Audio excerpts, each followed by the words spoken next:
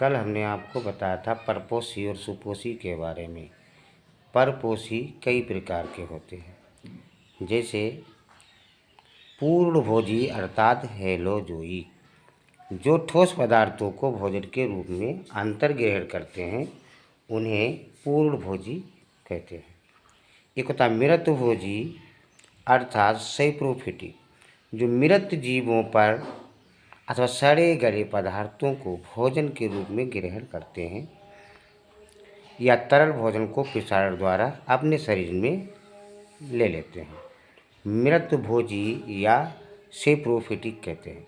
परजीवी वे जंतु होते हैं जो जीवों के शरीर पर निर्भर होकर अपना भोजन करते हैं। भोजन प्रदान करने वाला जीव परपोषी या पोषक कहलाता है। जंतु भोजन किस प्रकार ग्रहण करते हैं, इसके आधार पर इनको 3 श्रेणियों में बांटा गया है। जैसे शाकाहारी, जो जीव जंतु पेड़ पौधों पर निर्भर होते हैं उन्हें शाकाहारी कहते हैं, जैसे खरगोश, बकरी, गाय। जो जीव जंतु दूसरे जीवों पर आश्रित होते हैं उन्हें मांसाहारी कहते हैं, जैसे शेर, चीता। और जो जंतु पादपों तथा मांस दोनों का भक्षण कर लेते हैं उन्हें सर्वाहारी कहते हैं, जैसे मानव। जंतुओं में पोषण के विभिन्न चरण और अवस्थाएं 5 प्रकार की होती हैं, कि भोजन को अंतर्ग्रहण करना, पाचन करना, अवशोषण करना, स्वांगीकरण करना, मल विसर्जन या वैक्षेपण करना इत्यादि होता है। अंतर्ग्रहण या भोजन ग्रहण करने की विधि है जो जंतुओं में प्रायः भक्षण कहलाती है। कुछ जंतु पौधों का भक्षण करते हैं जिन्हें हम शाकाहारी कहते हैं, तथा कुछ जंतुओं का जिन्हें हम मांसाहारी कहते हैं। कुछ जंतु पादपों तथा जंतु दोनों का भक्षण करते हैं उन्हें हम सर्वाहारी कहते हैं।